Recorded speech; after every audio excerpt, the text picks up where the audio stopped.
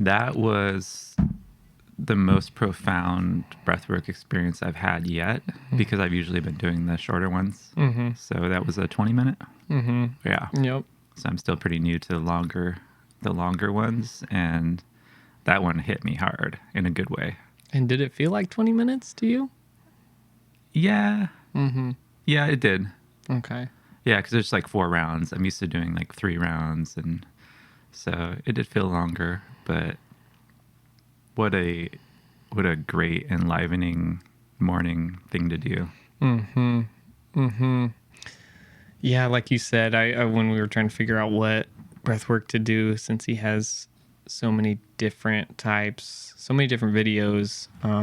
This one was release tension and stress, and I was like, I don't have any tension or stress, and yeah, I did. Turns out night and day, doing that breath work me before and after, totally different beings. I feel like.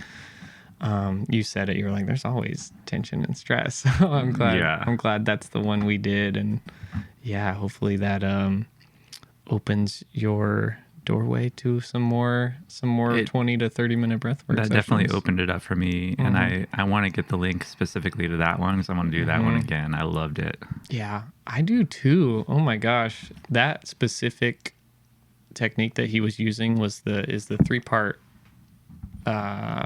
technique, where it's into the belly, into the chest, out through the mouth, and that one is the one that I feel most resonant with.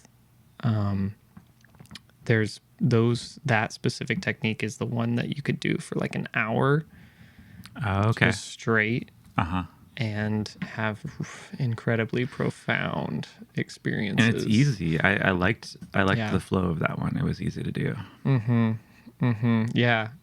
Oh man, it's such an honor doing that with you. It's so Likewise. fun. Yeah. I love it that it's benefiting you. So if you're listening to this and you're curious about doing some breath work in a way that's accessible and easy, put this on pause and go to YouTube and look up Breathe with Sandy, right? Is that what it is? The channel is Breathe with Sandy. And he's got all kinds of different lengths of breath work and for different purposes. And he's got a lot on there. And then he's got a Patreon, which has even more. And you're a subscriber to the Patreon, right? That is correct. It is $15 a month. There's lower tiers, but I chose the $15 a month. I think there was certain benefits I can't remember that I was really excited about. I think he offers like once a month live breathwork sessions. That's really cool. There's a community there that you can connect with. Nice. Really cool. There's 53 Patreon exclusive videos. There's just a lot to explore there. I find it easier to find, when I'm like, ooh, I need to find a sleep breath work. So I go to the Patreon. It's all compartmentalized so well there, easily to find, easy to navigate and find what you're looking for.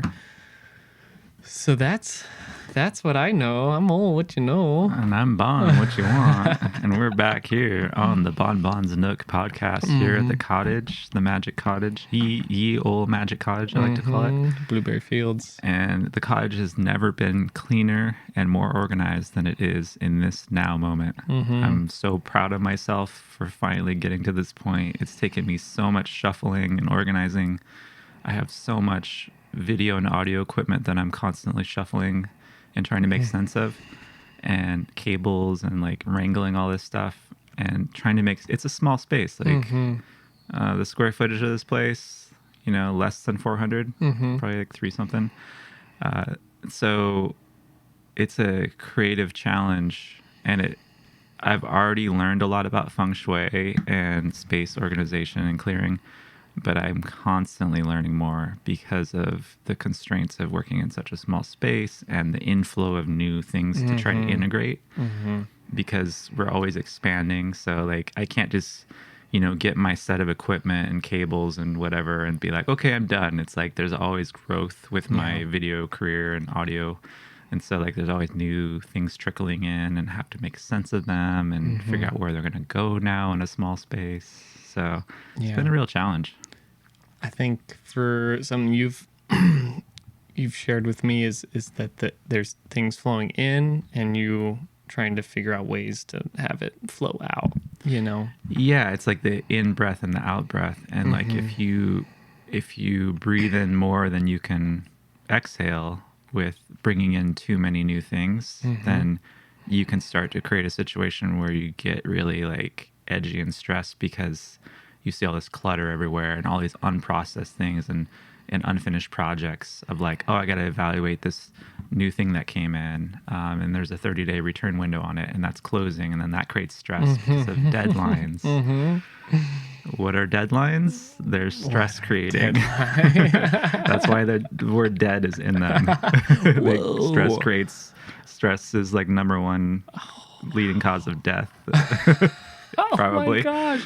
Chronic illnesses did and death. That? Yeah, deadlines. Who did that to us? So it's just good to know.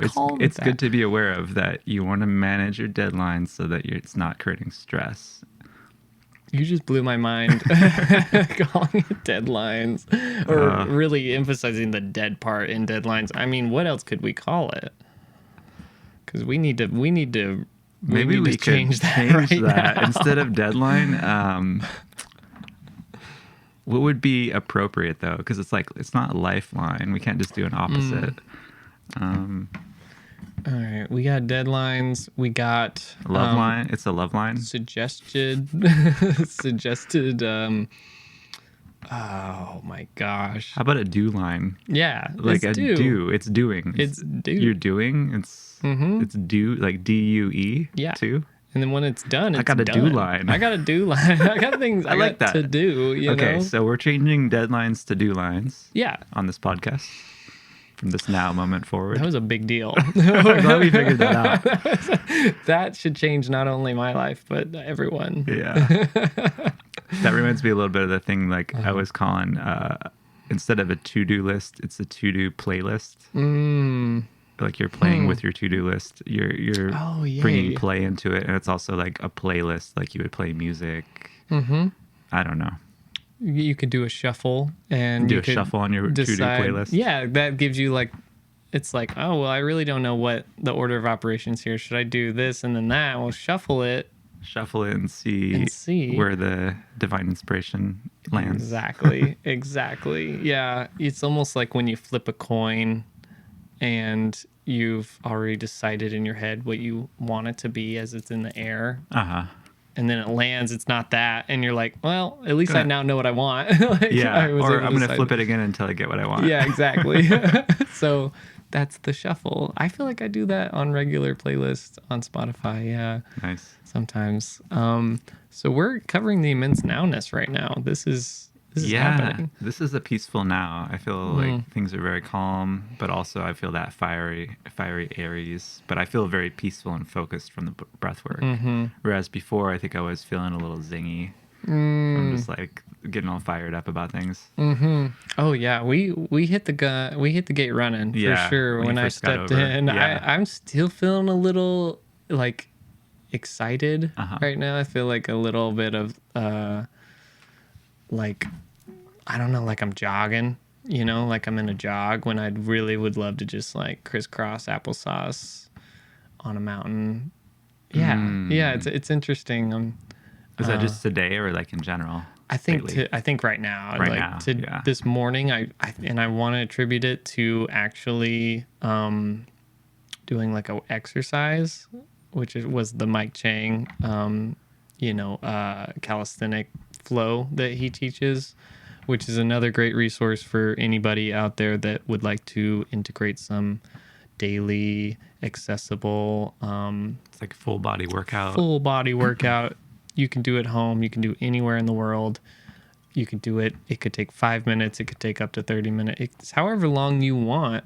And his philosophy is also really kind of like, don't push yourself, like don't hurt yourself. He seems like very Taoist with his that's good coaching philosophy. Yeah. But I did that this morning, and it, of course, exercise gets your heart rate going, gets blood flowing really well. And my thought is that after that, I need to sit down and do, I think it's called, well, there's a few different breath work techniques you can do.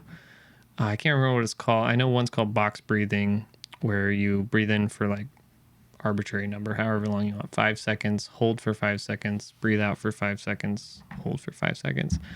And that helps bring it back down, you know? The other one is like you breathe in for 5 seconds, breathe out for 10 seconds, or however long you want to be. If you breathe in for 8 seconds, you're up for 16. That's another way to just like naturally bring your heart rate and everything back down. Yeah, the way I've heard it explained before why that's a good thing to do is because doing exercise is like equivalent to like drinking a Red Bull. And so if you just drink a Red Bull and your system's all fired up, it's going to crash, right? That's what happens with those energy. It crashes. It crashes because it just stays at the peak and then eventually falls. I think with this breathing, there's a way, it's almost like you harness the energy that you've created and you can still keep it, but you can also like be relaxed at the same time. Okay. Does that make sense? Yeah, totally. Yeah. It's good for recovery. That's what it is. It's like post-workout recovery. Nice. Yeah. And you don't get the crash. Like you got the energy, but it's without a crash later on. That's incredible. I didn't do that today.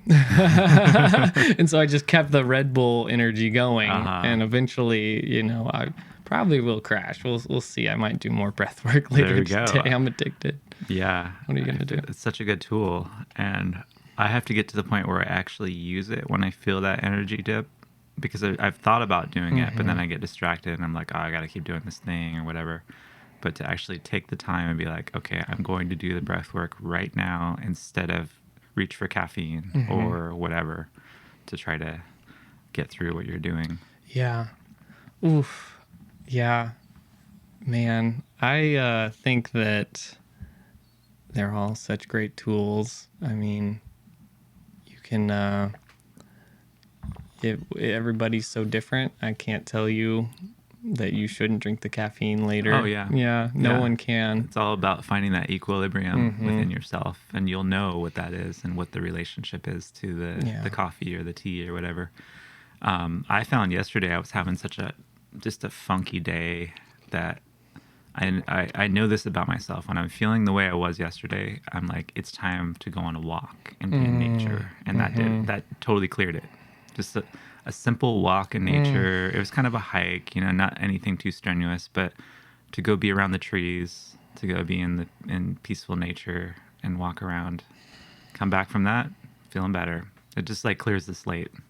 It's so simple. I love that. We don't need to complicate it. Much. I mean, it works for me. I don't know. Maybe it doesn't work for everyone, but I know for me that's a reliable way to clear the slate if I'm starting to have those negative thoughts creeping in, or like feeling just really low energy in general, or feeling negative about everything. I was in one of those places where I just feel it. Anything I would think about in my life, it would just like be negative, you know, it's that kind of thing. So I'm like, okay, I'm going to stop thinking about everything and I'm just going to go for a walk in nature. Yeah. Oh man, there's so many different things to say about that. I mean, what you said about like, this may not work for everyone. There was a part of me that's like, I would argue that it would work for everyone. We should do a test. Everyone that's listening, next time you're having a funky negative day, try that and then leave it in the comments. Go for a walk. But why is that so, that can be so, there can be such a strong barrier there for just like going outside and going for a walk. But once you're doing it, you're like, oh yeah, this makes a lot of sense. This feels really good. But I've struggled with the whole, like, I know this is good for me. I know this is something that will help. Yeah. But I can't get out the door. I think there's a difference between walking in like, say, an urban area and then walking like where there's lots of trees. Yeah. So or for lots people, of natural setting. People not, you know, if people who are in urban areas, it's like, that's it actually a little bit. Sometimes I'm like, oh, in order for me to get the medicine I need from a walk, I have to get in my car and drive 20 to 30 minutes outside of town. And that is challenging. And yeah, that's to too make much. the time. Yeah. Oh man. But you've taken me on a walk around your beautiful I am so grateful because I realize that not everyone has access to the nature like I do here. So I really am grateful every day, and it keeps me from complaining about anything. Like I just don't complain about things anymore because I'm so grateful, and I realize if I start to get into that spiral of complaining about something, I'm like, no, actually, you have a really good thing going here, and you should be grateful, and you are grateful. Yeah. You've So I worked talk really myself back. hard for it too. I have, yeah. I've done a lot of work in my life to get to this point. Yeah, for and you sure. continue to do so. The space when I walked into this old magic cottage today was just like felt so clear. Oh, nice. It felt so open, spacious, and you looked so healthy and just like clean and excited for the day, like energetic. Like even before the breath work, I was just like Thank really you. impressed with your posture and everything. So that's like, it's like thinking of what everyone's thinking now is we're outside of Mercury in retrograde. Yeah. So And I think we're all feeling that. Mercury went direct yesterday. When it goes direct, it's still like there's still a little funkiness around it, like because it starts going direct slowly. So there's like still some kind of like shenanigans happening until you get out of the Mercury retrograde shadow, is what it's called. But I'm just so thankful to be through another Mercury retrograde, and then to have also learned the lessons, because it is here to help us, even though it's a lot of shenanigans and everyone has their own experience of it. But I've definitely noticed a lot of patterns and over the years, and learned how to ride the waves of it. And I put it in my calendar so that I'm prepared to ride that energy. And the trick is to not be superstitious about it. And that's constantly the balance that I'm working with, because a lot of times I'll be like, okay, we're in a Mercury retrograde. I'm literally not going to do anything new. And that includes, I'm not going to go meet new people, and I'm not going to go to new events or new places. Yep. And sometimes that actually is good to override that policy, but that's like my general policy, because things that are like have in the name go better during Mercury retrograde. Right. Revisiting, refinement, review, redoing, returning things. If you buy something, usually you end up returning it during Mercury retrograde. So it's like finding that balance of when to override your policy on how to work with the energy. Yeah. And then there's people that think that have kind of there's a caricature of Mercury retrograde as if it's like always happening. But it's like clockwork. If you look at the calendars for it, it's 3 weeks every 3 months, like clockwork. It's not this random thing or this thing that we're always in or not always in. It's like, it's just, it's scientifically in the astrology paradigm anyway. It's all like laid out when we're going to enter these cycles. And so you can look at a Mercury retrograde calendar for the year. You can see all the dates. You can see when it starts, when it stops, and then you can put that in your calendar and get a little reminder. And so when you're planning events, like if I was to produce an event for the first time that I've never done before, I would sure as hell not do it during a Mercury retrograde Unless cycle. you're trying to put yourself through Unless a lot of you want to suffering. go through some extra learning. I mean, which is valid too, because maybe you want to go through some accelerated growth. So that's fine, but it's not going to, you're definitely going against the grain rather than going with the grain. Yeah, I feel like you got other ways of growing during that time. I feel you like don't have it's to gonna look that hard. Yeah, it's going to force growth in other ways. Yeah, Anyway. exactly. But yeah, so we got 3 months of peace for the next shenanigans. What is that, of July? No, it'd be, Yeah. It'd be July. Yeah. Well, nobody does anything new in the summer. Good. We all know what we like. We're good. Yeah. I did something new during the retrograde. I feel like I went to somebody's house for the first time. So did I, actually, and it went great. So it did. What the heck? So there are exceptions to the rule, but I've also noticed a lot of times it's just like it could be more subtle. Like things are just more awkward with like people bumping into each other and awkward interactions between people that haven't met yet. And there's just more awkwardness in general during a Mercury retrograde that kind of like is an overlay. So you just have to be prepared that that might be the case if you're going to go somewhere new or meet new people. Yeah. I think what my experience with Mercury in retrograde is it brings up a lot of shadow work. Oh, yeah. I feel like that's the revisiting and the refining process. Resurfacing. It's like, whoa. Reviewing the shadow. Revealing oh my God. That was one of my favorite insights you gave me, was the put that in front of This is something I noticed like, over time. I was like, all these things seem to be more compatible Remember tortillas? I mean, I feel like that's especially needed during Mercury retrograde to get us through. Luckily, everybody knows tortillas. It's embedded in your DNA. So you just got to remember. And the thing with remember tortillas, I don't know where it came from. Like I just started saying it one day and started putting it, like making stickers and stuff. But what I've come to realize that it means is remember the enrichment and the community experience and the fun and the joy and the party that a tortilla thing can bring. Like, remember that experience of when we had that tortilla party. That's what it is. Oh, so it's not like a marketing thing. Like, remember to buy your tortilla mix and remember, it's not like that. I mean, it is it can too. Work that way. It can work that way, but at the core, the essence of it is remembering the party and remembering the joy.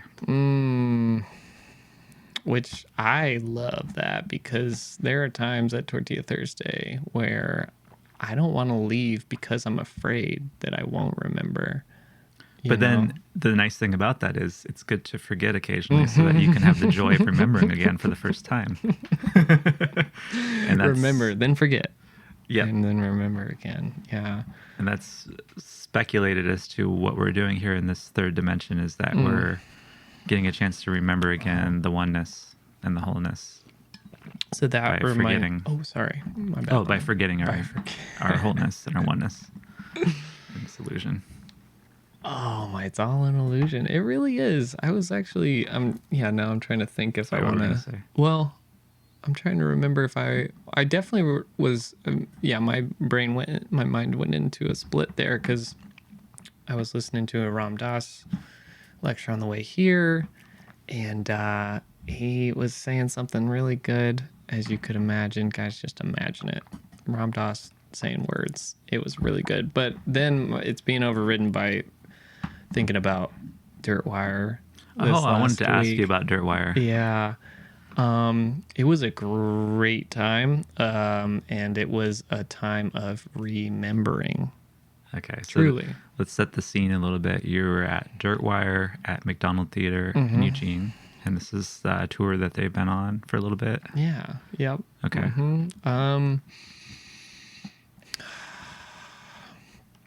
It felt like a circus.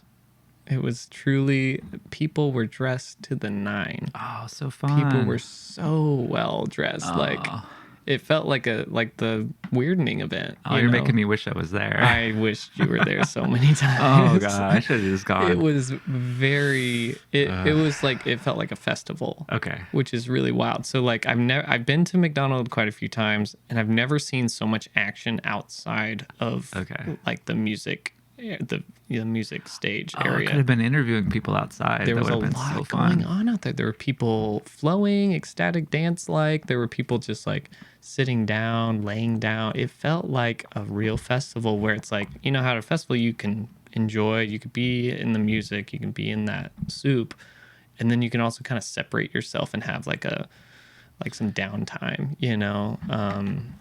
to connect deeper with friends. Oh my gosh, there was just so many magical moments outside of the soup with people that we just like locked in, and like we're both like, I see you, like you are this magical, it was just like, what a container. It was really a container that evening. So there was a lot going on, actually. Like, it felt like a huge confluence of like people from a few different walks of life. I feel like we all came together really beautifully. There was people I hadn't seen for a while that I saw. It was just, yeah, it was magical. The people were magical, and the music was really, really good. They brought it. And Dirtwire's not even I wouldn't say that's my cup of tea, but they brought it and we danced. I'm so glad really to hear hard. that, because I had some hangups about them from seeing them in 2022 and just being like, these guys look so awkward and like they're not enjoying themselves on stage. And it might have just been what was happening in the band at that time. So yeah, I had some hangups. They were enjoying themselves. That's great. They were so in their element. That's great. And everybody was just jiving so hard. There was, it's one of those events where like everybody's your friend. Love it. Everybody's your friend. Love like it. I remember this one guy who did not look like the type. I mean, he was just an older gentleman who did not look like the type to be there. It looked like he kind of just like stumbled it, like just like accidentally, like, oh yeah, I'm here. I remember they were doing something. They just finished a song and they're like, yeah, like happy to be in Eugene. And it sounded like they were wrapping up, but there was still like 30 minutes left. He turned to me, he was like, I hope that's not it. I hope they're not done. And I was just like, no, they're not. And like seeing this guy get down, man, and nice. him just like so into it was like, wow, we are, Eugene's a special place. I feel like It really is. Yeah, there's some to it. I've heard this actually before, that touring musicians do really love coming to Eugene for That's the so crowd. great. That's so great. Yeah, Yeah. like I think Travis had said that once about Goose. Like Goose, the band, loves the Pacific Northwest. String Cheese Incident. Like there's just a groovy weirdness to the scene I think here. people here feel free, and there's not a lot of pretense, and there's a down to earth vibe, and accepting, non-judgmental vibe. Yeah. And I think that's what people are really enjoying. Yeah. Yeah, that's why I'm saying it was like, it felt like a whole confluence of many walks of life at this show, but we all felt the same. I felt the same with everyone. So I feel very unified in the energy. That's really special when that happens. Oh, in Doesn't the always happen. McDonald's especially. I know. With doesn't that always happen. terrible snack bar. McDonald Theater, if you're listening, you need to revamp your snack bar. This is Eugene. they're You need to listening. have organic and natural and local products in there, and not something that looks like it just got bought at Costco. Pure Love chocolate is what you need to have there. I don't even care. Yeah. Just get some stuff from Hummingbird and Sundance, or I don't know, something. I think we're paying. I mean, they paid for that big new sign. I know. If you got So- that big sign, you should be able to get a better snack bar. There's literally only one thing I felt like I could eat out of their snack bar. What was it? It was like wasabi almonds. Or Oh my something. gosh. And even that's questionable. Yeah. Even that is questionable. So we got to put the pressure on them to honestly, to we get a should better start snack doing bar that. menu. It's not that hard. Well, I mean, they say no outside food or snacks, but I always bring a banana, organic banana. I always bring a protein bar, a macro bar. I think that's what they're called. Nuts or whatever, and they never give me a hard time about it, That's cool. which is really so. You can bring BYOS. BYOS, yeah. Yas. Bias. Yeah. Bias. Yas. Yas. Be more yas. Bring your own snacks. I mean, I do believe in that. That's you got to take care of your.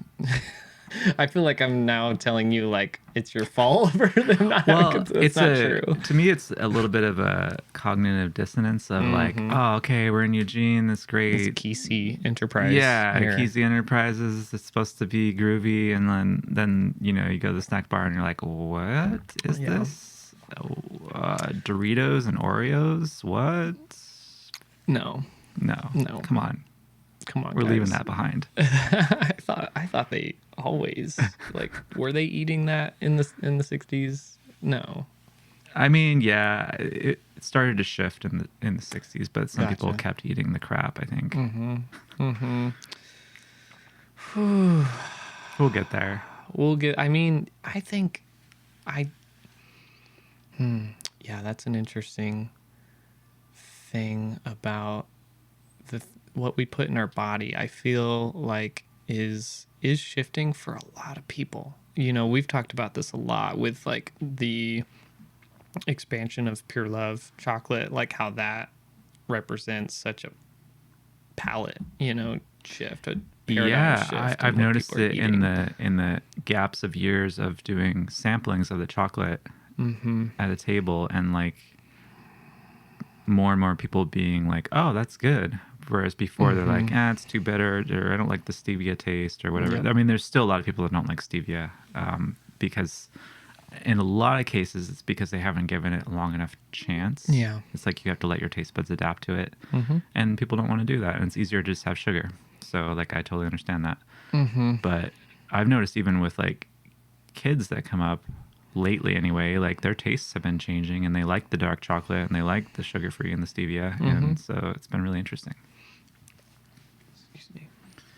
I mean, my experience. I know your experience too. It Initially, was like, you were like, I don't really like it, and then it really grew on you pretty rapidly. Yes, I am obsessed. I only want your chocolate, and then it comes into, then I realize how the sugar chocolates are not as enjoyable because of how sweet they are. So it was rapid. It was like a awakening kind of experience of like, oh, I don't need to have as much sugar. I mean, just knowing you in general actually has been an awakening of realizing like, golly, there's so much sugar in everything, and like, let's look at that on the package. It's like looking at those grams of sugar, and it doesn't matter what form. It could be like fruit juice concentrate, but it's still, if the grams are high, it's gonna like affect your system in a probably negative way. Yeah, and you get on that sugar train. Yeah, and when you think about a gram of sugar versus 0 grams of sugar, there's a big difference. Yeah, I feel like that's a little pile of sugar. Yeah, is a gram, and then when you're talking about some things having like 18 grams. I mean, I see bottles of soft drinks with like 75, 70 plus sometimes. Like sometimes I'm astonished by how much grams of sugar I see in products. I'm just like, whoa, amazing. It's all part of the flow. It's all I mean, I'm thinking about it as like everyone is on their journey of purification. And I can only, obviously speak to myself, but I'm feeling like a big part of my journey was meeting you in so many different ways, but one of them was just like realizing, what I put in my body makes a difference. And just reducing the amount of sugar, I feel cleaner. I feel clear. I mean, that's just one example of other things that I look out for when it comes to putting things in my body. Yeah, you're just a really incredible model for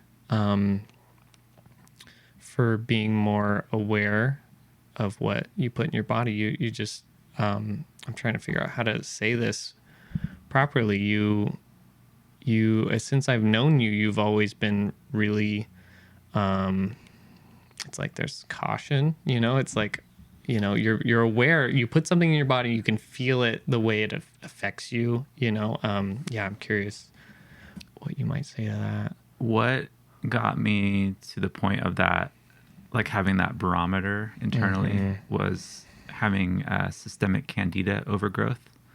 And that sent me off on a journey of like researching what candida was, what it meant, how it was affecting me, and how to like get it under control. And that candida overgrowth is caused from too much sugar generally, and like feeding these yeasts in you, that everyone has this natural balance of the candida yeasts that are at play, and finding a way to like not give those yeasts so much to feed on and to feed on sugar. So I learned a lot about, like, I had not prior to that. This was back in 2011, maybe. No, 2009, 2008, 2009, somewhere in there. 2009, 2010. I forget the exact year, but I started learning about natural foods really strongly. Like before then, I didn't really care. I would just eat whatever. And the thing that set it off was my parents gave me, I mean, bless them, my parents gave me these popcorn balls that were caramel, really sugar laden popcorn balls for like a Christmas present or something. Yeah. And I was munching on those and I was eating a lot of them. And that was the thing that put it over the edge where I started to actually have a flare up in my foot of this like crazy fungus that appeared in my foot. And then simultaneously I had this like, they call it oral thrush, which is like a flare up in your cheek.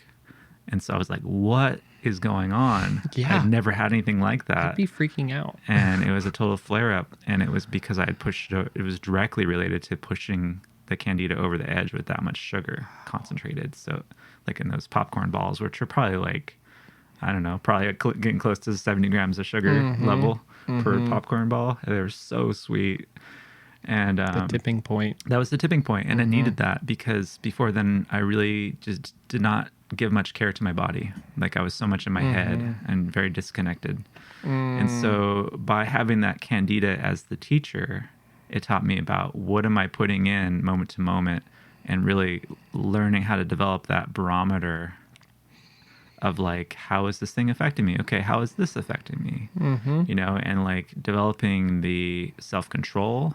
Yeah. And then cutting out sugar completely, except for like very small amounts. I mean, it's impossible to cut it out completely because it exists in different amounts, but cutting it out as much as I could. And I did that on my own. And then I met Lydia at the end of 2013 and she had been on the same journey with Candida and she had created the chocolate business in 2011 as a small scale like Etsy shop and was selling it at Ecstatic Dance in Olympia and taking it around to people in her cute little cooler and like people were all excited about it and She's so cute. had it in the food co-ops in Olympia and it was called Chocolats.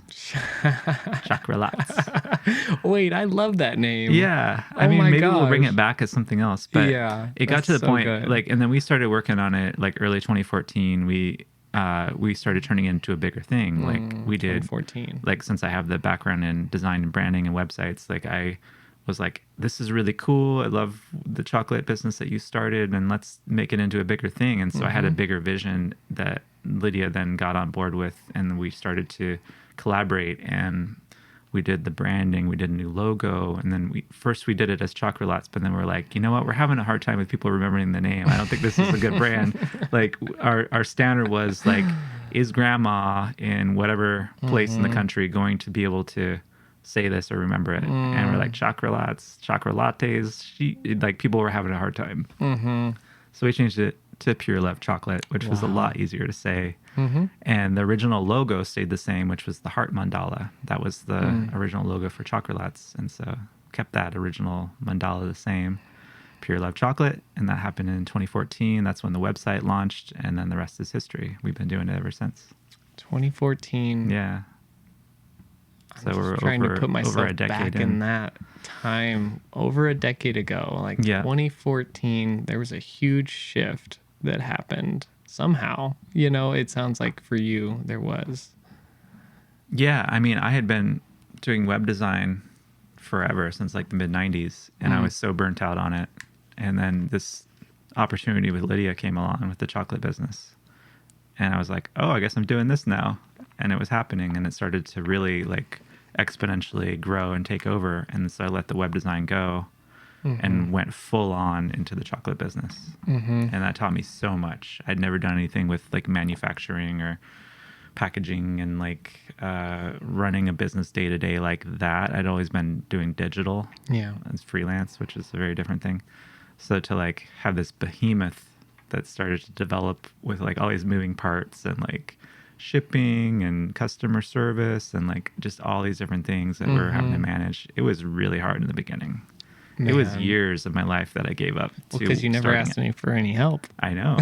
And that, but where it's like we had to do it on our own. We were just like, we were pulling it together. We didn't have capital. We didn't have, you know, we pulled it together. Wow. We bootstrapped it completely. That's amazing. That is so inspiring. I think it is possible. A beautiful story. It requires a lot of work, but it is possible to start with basically nothing. Well, if they need a consultant that they can pay for, I think I do consulting. It was a consulting man over here. StarChildCreative.com if you need any consulting on your business or tech project. That's right. And you love starting businesses. You've said that before. The hard part is actually following through to run them day to day and having the energy that it takes. That's where you have to get help. It's the daily operations. But I love starting businesses, and I love. I want to work on an app. Actually, I'm working on some designs. I want to take it further and but I've got to clear my schedule. I've got too many other things going right now. I've got to make room for that.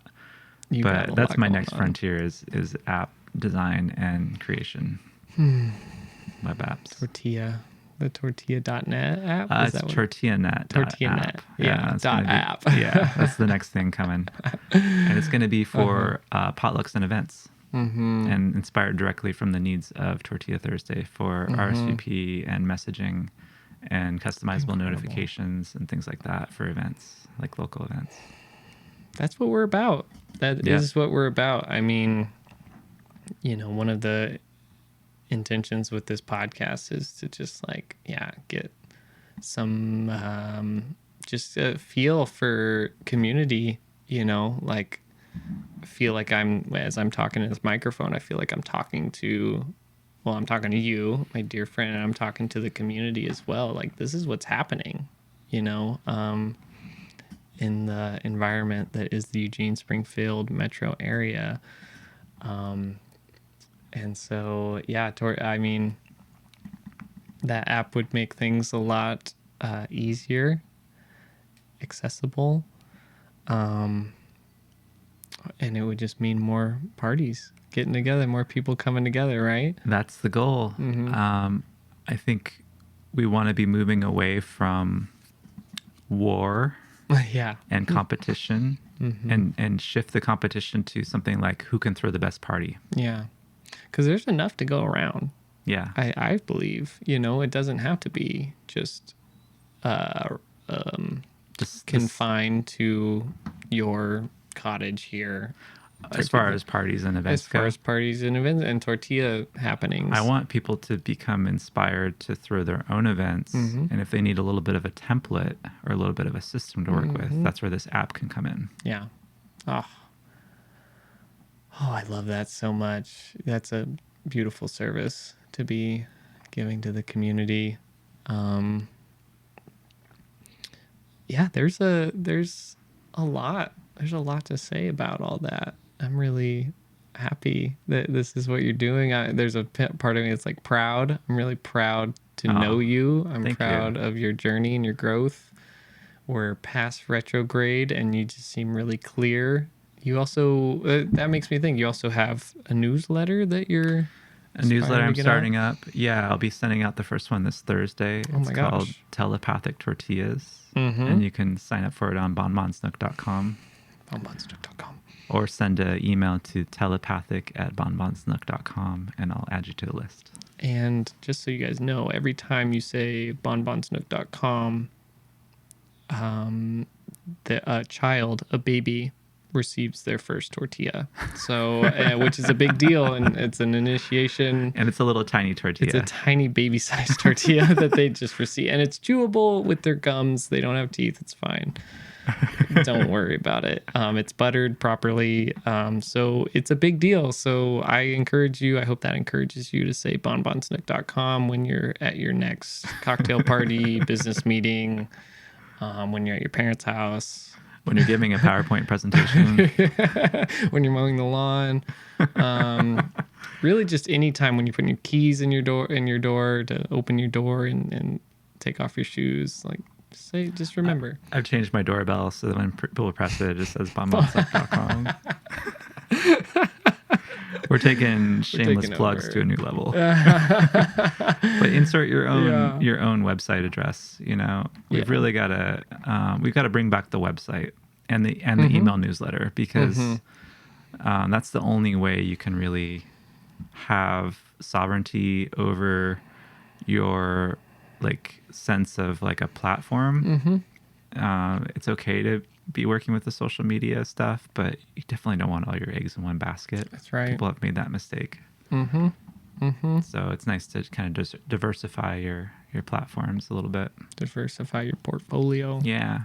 Get yourself a website. It's so easy to build a website. Yeah. I mean, I'm so burned down on building them for people, so that's why I'm going to be doing that less. But I definitely like to do consulting and help people along the way. If they're doing it themselves or they're working with someone else to build it, I can come in and help guide and help people get through roadblocks and offer tech support. So I still do that for sure.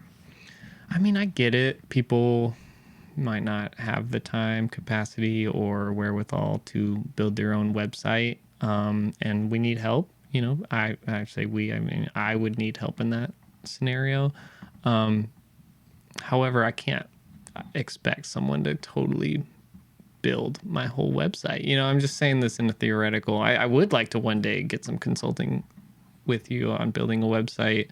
And I'm like, I couldn't imagine just being like, all right, Bon, here we go. Like, here's everything I could want in a website and just take it away. Like, no. And it never works like that. It's a process, and the person building the website has to be pulling the information out and working with them. And there's a coaching aspect, and then you got to make sure all the photos are coming through, and you got them materials together, and then you got to do like a mood board so you can figure out the style. There's just a lot of different steps to the process to actually do it well.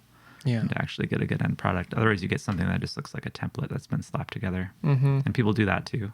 People do that too. I'm just getting the sense of like, I would feel so much more like it's mine, and that like I'd feel proud about my website if I was like the one who contributed the most to it. And it's gotten to the point where there are website builders that are super easy to work with. The key is choosing the right one and making sure you're choosing a website builder that you're not going to paint yourself into a corner because now you're trying to do something that it won't let you do.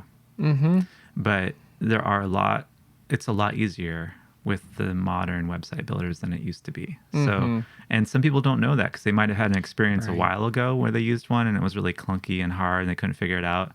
But then they could be shown one today. For example, there's one that Hostinger makes that's a really easy to use one.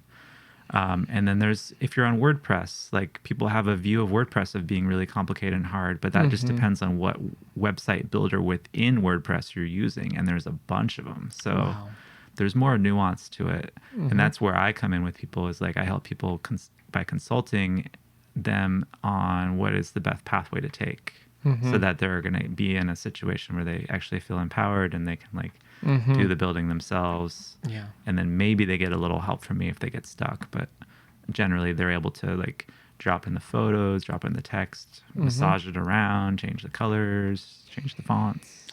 See, now that's the question that's coming up for me is like when you were starting this in the 80s, 90s. Not the 80s. When the 95. 95 was about when. When you started. I'm not that old.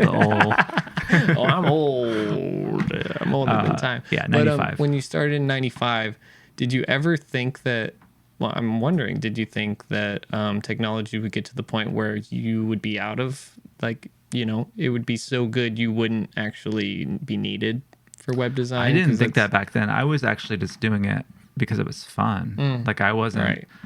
I mean, I was like 16 or something when I started. So I was in high school and like, I was doing it just out of curiosity and fun. And I wasn't like, I'm going to build a career in web design. You know, it wasn't forethought like that. I just kind of fell into it, ended up doing it for like however many years until I took a break in 2012 and then a little after. So it was very much an organic process of like letting my inspiration guide me. And I was just like really interested in how do you make a web page and like, how can I design? How can I do, because I was getting into graphic design around the same time for print as well.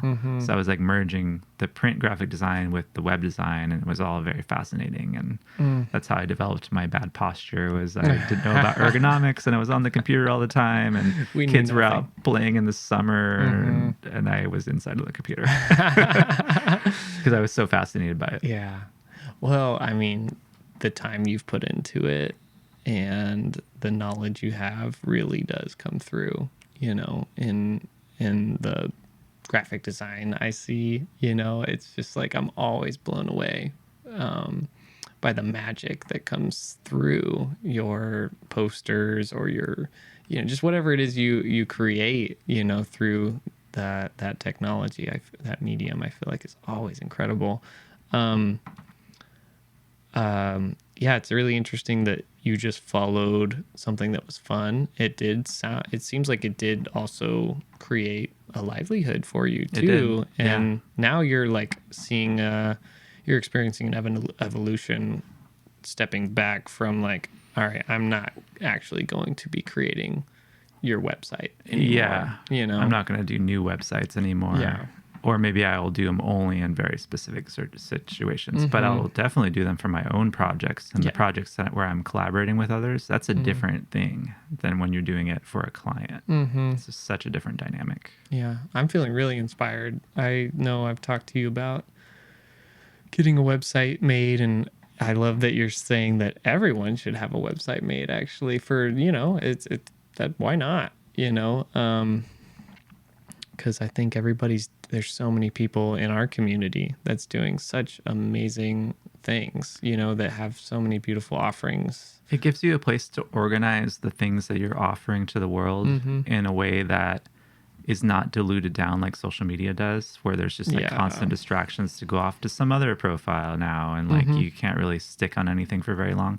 So it allows people to do a deep dive into what you're offering. It makes things more real when they have a website. That's another thing. And it's not that hard and not that expensive to do one these days. That's the thing. Yeah. It's actually very cheap and very easy to at least get a basic something up with a couple of pages. And then you can always build on it. And I'm always going to say, it's like a vision board. That's how I like to look at websites. Like personal websites, they're like a vision board that you keep updated with what you're wanting to manifest in the world. Yeah. So you're like what you put on your website. Oh, I love that so much. Yeah. I'm also thinking about how, it's like the algorithms of the social media, how it's either you've figured it out, to where like people see your content, or it's not working with you, so that whole algorithm game is like, it feels really inorganic, versus like that whole word of mouth thing that we all love so much, that I trust a lot more. Someone gives you a business card that you had a really deep connection with at, say, Ecstatic Dance or Dirtwire or some sort of event, and they give you that, and you see their website, and it's like there's a thread now to follow that feels really exciting. And then if you like what they're up to, you sign up for their email newsletter. That's right. Yep. Which is so cool. I'm so excited to sign up for that and receive that this Thursday. This Thursday, I'm going to put out the first one. It's going to be very simple. There's not that many people subscribed yet, but I want to at least get in the routine of putting it out every Thursday. Man, yeah, I feel like my head's now in like wanting to talk about manifesting. I don't know. How do you feel about that? You feel? I'm just thinking. What are your thoughts? Well, I'm just thinking like, no, that feels good. Sorry. I was making sure I wasn't tugging on it too much. Yeah. I'm just thinking about like, is manifesting just limitless in terms of like how much of it you can do? I'm thinking about, you were talking about the website, and that kind of just felt like, whoa, that's a whole new way of manifesting that I haven't thought about. And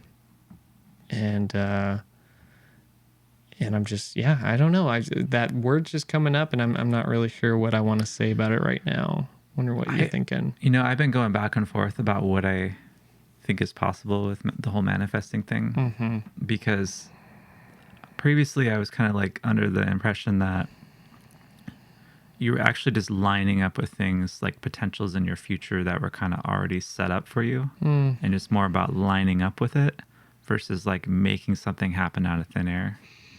Right. And that was kind of feeling right. But then I've heard some other things, and I've kind of heard some things that made sense on some podcasts, and like I'm always updating my operating system. I'm very open-minded. So I'm kind of changing to like more in line with what you just said. Like maybe it is unlimited if you can really clear the blocks and like, and get to that point where you are able to bring things into reality really effectively, and your heart, and it's led by your heart, that being the foundation of it.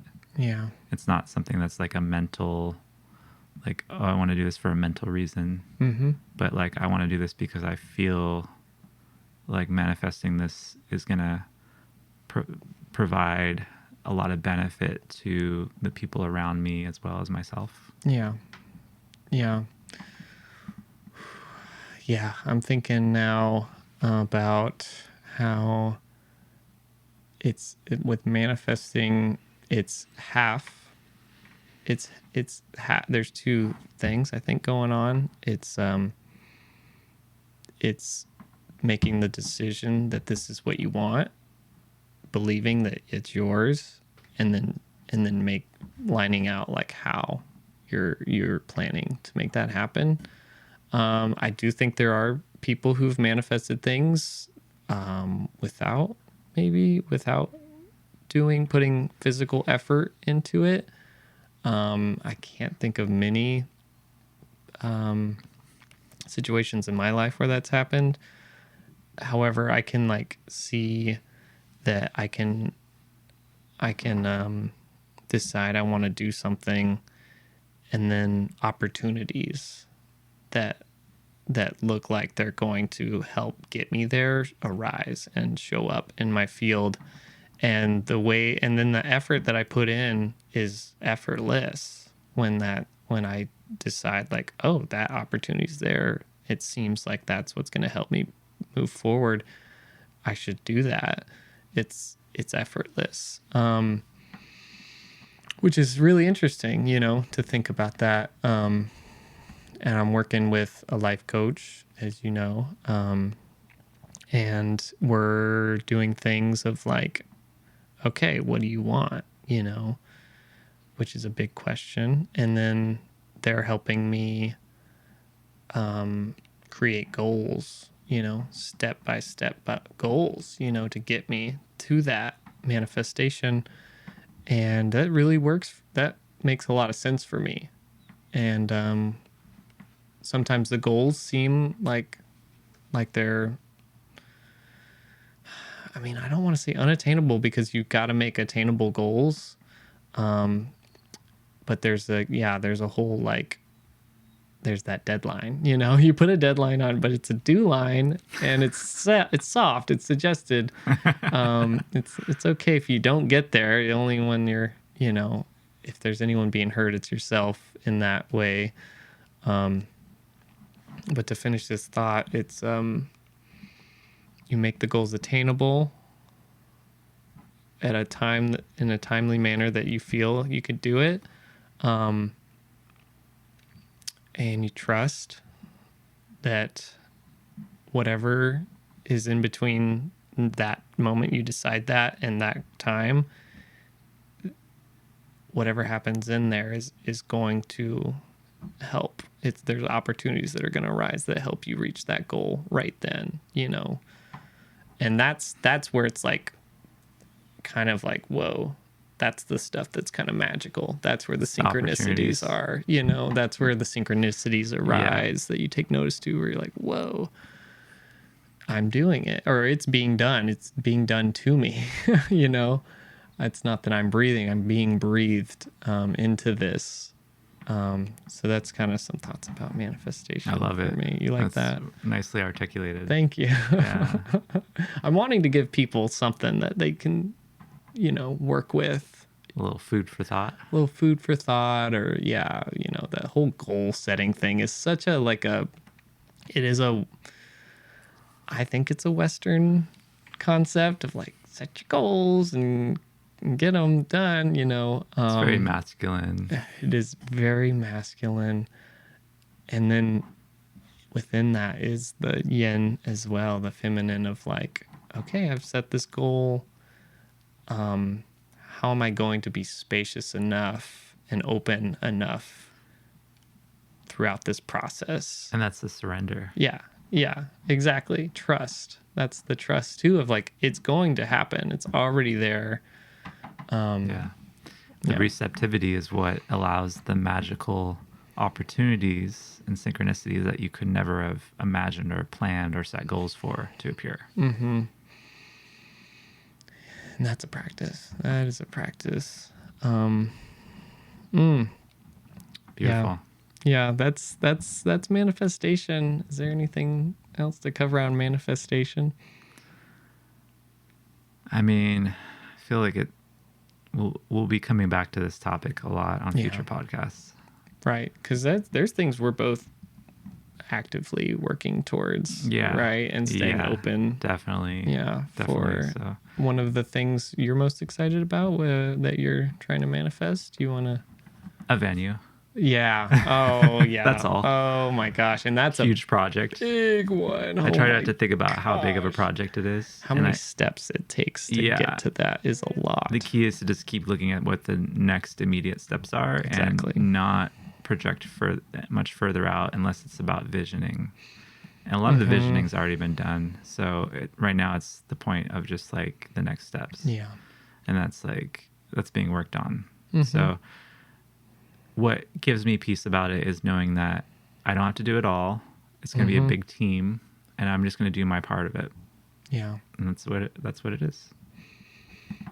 We need the visionary and the orchestrator. I mean, I feel, well, are you the orchestrator? Are you being orchestrated? You know, you are the one who is like building the fire that then needs to be tended by a village, right? Me and one other person, yeah. And so we're kind of like the people visioning it, and then we're going to see who wants to come play to be part of it. Yeah. And see if it really, I mean, hopefully it catches on, because there is a need for a venue that is non-alcoholic at its core, and that also has a sound system that has strict decibel levels in place where the sound engineer literally cannot go above a certain set decibels for the speakers. And that will ensure that people don't have to leave early because the sound is too loud, which has happened a lot around here and happens a lot in general, because the sound people, either they have a little bit of hearing loss or it's an ego thing and they're driving the sound systems too loud. And so we're going to have a strict standard where you just cannot go over this certain decibel limit. Yeah. And that will keep everyone safe and have a much more pleasant experience and not have to leave the show. So that's another foundation of it. So no alcohol and no super loud sound system. Those are two things anyway. There's much more to this venue. I'll go into it on future podcasts. That's a whole conversation. Yeah. And who knows too, someone listening to this could be like, ooh, yeah, that super resonates. I want to be a part of that. It's they might be ready on their journey like right now, for that. And we're definitely going to be looking for people that want to be part of it early on to help get it off the ground. And so, there's going to be a lot of opportunities to participate and collaborate. That's so beautiful. I love it. For it. Yeah. Oh, me too. It feels like my life's work. Yeah. Like a big part of this venue is going to be a broadcasting and video element of it. It's going to be like a TV station in a way. Yeah. And since I was a kid, I was always extremely fascinated by broadcasting and TV stations and video equipment since I was very little. And there was something like I knew that I was going to be part of that. And I didn't know how. And then later on, I found out how terrible TV news is. I was like, I definitely do not want to be part of that. Yeah. But maybe I want to be a part of this over here with music and performances and live video and stuff like that. So, and that's been the passion that's developed, has been live music, live performance, video, and how to do that in a way that really brings the viewers into the experience as if they might have been there, or a way of lifting up and promoting the talent, this beautiful talent that these artists are bringing and sharing in a physical venue, in a space taking that and elevating it so that it can be broadcast out to way more people so that they can then tune in and be like, oh, I want to check out that artist, or I want to go down to that venue and be part of that vibe, because this video was able to relay and broadcast that vibe in a very effective way that doesn't try to stylize it or change it or make it cinematic, but actually just shows the purity of what happened there as much as possible. Thank you for sharing. That's the pitch. Thank you for the video sharing part. that. Yeah. Oh my gosh. Thank you for listening. It's such a beautiful thing. Be able to say it that way. Yeah. Oh man. And I mean, when you set that intention, because you've been on this, like when you set that intention, you've been setting that intention for I don't know how long, but you are doing it. You know, there's so many videos I've seen of yours where it's like, I've done a lot of videos, but it's been exhausting because I have to lug around my gear, and that's part of why I wanted to create this venue. Not only because it's a real need in the community, but also for my own reasons would be, like, if I'm going to be honest, my own reasons would be I want to have my cameras, my video infrastructure like integrated into this venue where literally I can come in, or a small team, me and some other camera operators, and we can come in and flip on some switches and be ready to produce and not have to set up tripods, not have to set up basically anything. It's already woven into the venue. You know, you bring up a really interesting point with all that too, of being like, this is for the community, and it's like, this is going to help your life out a lot. Streamline my life so that I'm not overworking myself. I've hurt my back trying to lug all this equipment around. Because I'm not just doing a single camera when I do this stuff. I'm doing multi-camera, and that's the complexity. But that's also what creates the interest, and it's more dynamic. It's not just, you're not just watching a fixed shot like someone put their phone up and recorded it. It's like there's multiple camera angles happening. And hello, I got a beep. I got a beep too. Okay, I think it just created a new file. That's all. We went so long, it created a new file. How long are we? We've gone like an hour and 15. Maybe that's our time. Our time. Because I do got to pee too. I feel like there was something there, but that I wanted to say. I could go off on a tangent all day about the video stuff, so I don't want to go any further. Maybe we should wrap it up. I think we should. I don't know. I feel like there was something I had to say about you, about, I don't know. I lost it, man. I think that we, I don't know. I mean, I lost what I was going to say. It was that beep. Freaked me out. I don't think anyone's going to hear the beep except us, but okay, cool. It's a little beep that lets us know something's going on with the recorder. That's all.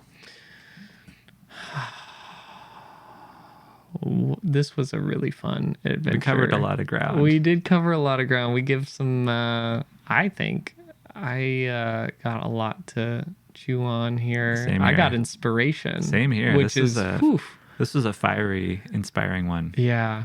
I remember like the journey of this episode and feeling like at first like kind of ungrounded, and then I felt a very obvious shift where it's like, yeah, it's just interesting the whole energy that the microphones bring, the recording aspect. It's like it's a thing. It's a container, and it's got an effect. Yeah, for sure. Sometimes it takes some like effort to get dropped in fully to it, and I feel like it happened. Yeah, it happened, and I felt like there was a major shift, and I just felt more comfortable and just at ease, and just I love taking notice to that right now.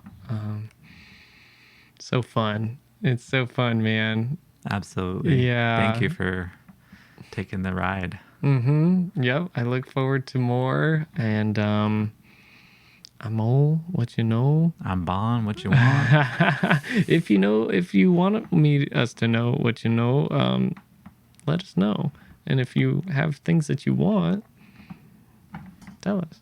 Yeah, and if you want cassava tortilla magic mix, bonbonsnook.com, or Sundance in the chocolate aisle, halfway down the chocolate aisle, you'll find the tortilla mix. That's right. You won't be able to miss it. I know you won't. That label does Got like say a bright red great label. It says a lot of great things. Yeah. Take your time reading through that. Make sure to read all the fine print. It's an That's where the award-winning silliness- website. That's where the silliness is. bonbonsnook.com. For all the few people that have made it through the whole podcast. Maybe a lot of people, I don't know. Shout out to Sil. Yeah, if you're a friend of made us and you made it through the podcast, thank you so much for listening. Oh, we love you. Absolutely love doing these podcasts with my friend Ohl here. We're going to do many more. I love it. I love you, brother. Love you too. Oh, yay. I got to go pee. Okay. Bye. Bye.